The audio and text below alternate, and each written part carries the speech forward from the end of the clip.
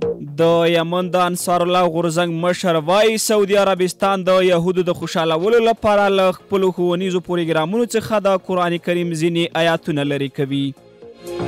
د روسیې د بهرنیو چارو بیان مروه زخروا وایي امریکا به اوکراین کې شرموونکې ماتې وخوري. پاکستان ته د امریکا سخت خبرداری او د بارانونو نوې څپې د افغانستان پر لور حرکت وکړ. د NS میډیا درنو مینوالو سلامونه، ستړي مشئ.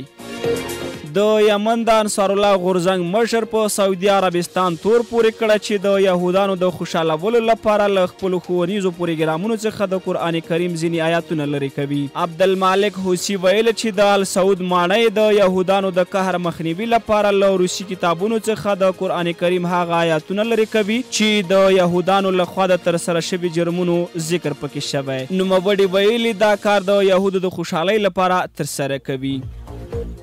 د باران نوې څپې د افغانستان پر لور حرکت وکړ. د دې اونۍ له چهارشنبې څخه د راتلونکې اونۍ تر یکشنبې پورې به د بارانونو نوې څپې له لویدیځ څخه زموږ هیواد ته ننوځي. د وړاندوینې له مخې دغه څپې به د هیواد په ډیرو برخو کې تر 30 ملي مترو پورې بارانونه وکړي. د بلخ، جوزجان، فاریاب او لویدیځ هرات او فراه ولایتونه د دریا امو له ولسوالیو پرته د هیواد پاتې نورې سیمې د دې بارانونو برخمنې دي. دا ځل به کندوز او بدخشان ولایتونه چې د نورو ولایتونو په پرتله وچ شوي دي هم د باران له دې څپې څخه ګټه پورته کړي. د دې رطوبت مخ په تعقیب د مۍ په 2 به یوه بله څپه زموږ هیواد ته ننوځي. د اټکل له مخې د ورځني باران ځایي ویش د چهارشنبې، پنجشنبې او جمعې لپاره ښودل شوی.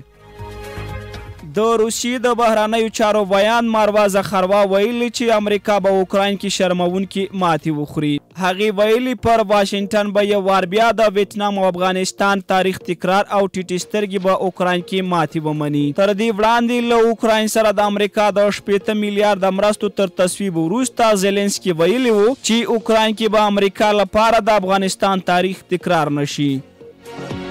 پاکستان ته د امریکا خبرداری که له ایران سره مو په سوداګریزو اړیکو کې د غاز په رالېږدولو کې د امریکا سرې کرښې ماتې کړي سخت زیان به ووینئ. وایي هغه څه ونه کړئ چې د امریکا غوسه راپاروي. بلخوا پاکستاني چارواکي بیا له امریکایي لوري غواړي چې پر پاکستان رحم وکړي. تازه د ایران ولسمشر پاکستان ته راغلی او هیله یې څرګنده کړې چې په راتلونکي کلونو کې به له پاکستان سره سوداګریزې اړیکې 10 میلیارډ ډالرو ته لوړوي.